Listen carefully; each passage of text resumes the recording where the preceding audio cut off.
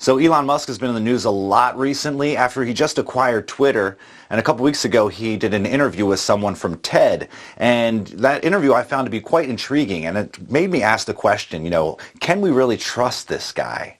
Can we really put our faith in this man as a visionary? And so in this video I hope to answer some of those questions. By the way, I'll put a link in the description to that TED interview with Elon Musk so you can check it out for yourself and let me know what you think. And consider subscribing, and by the way, if you hit the like button right now, you won't see a single ad this entire video.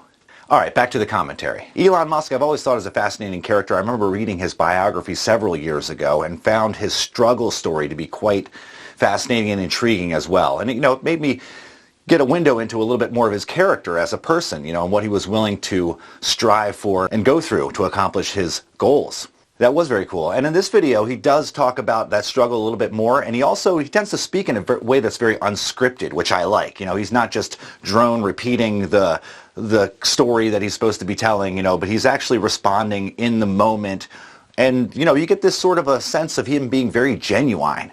And so I do like that about him as well. He mentions about truth being so important to him, even as a young child, and when he was abused and ridiculed and bullied for his particular idiosyncrasies, those challenges he faced made him dive deeper into the things that he loved, like the ways he could express truth in code and programming and staying up nights on end, and how much he enjoyed that. And it was a window into his vulnerable side as well, as he was nearly brought to tears and moved the audience to uproarious laughter and cheers numerous times in this interview. It was very, very emotional, even though he mentioned that emotions were one of his challenges as a kid, not getting the social cues and the innuendos and being able to connect with people on that level. But we can see now that he even refers to it as a condition that he had, that he's overcome this struggle, but that it changed him, that it made him more human, that it made him develop compassion.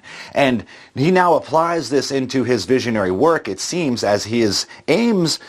At least he's telling us, and like I said, truth being so important to this man, I tend to believe that what he says, he believes is true.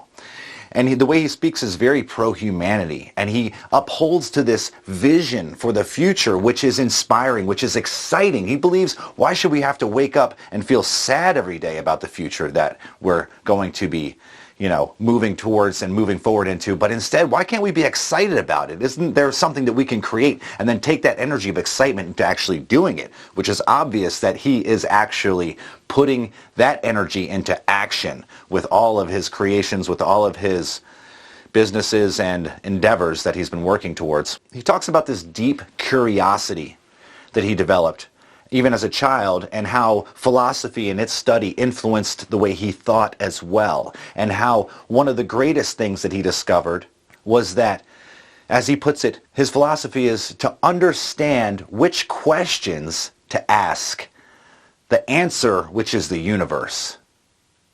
Which questions do we ask the answer? And how do we formulate those questions, and how do we approach going about questioning the universe, which is the answer we are seeking, and then we take those answers and apply them to our technologies, to our lives, to our goals, to our interactions, to our relationships, to our entire lives, because it's built on a foundation of deep truth. Deep truth.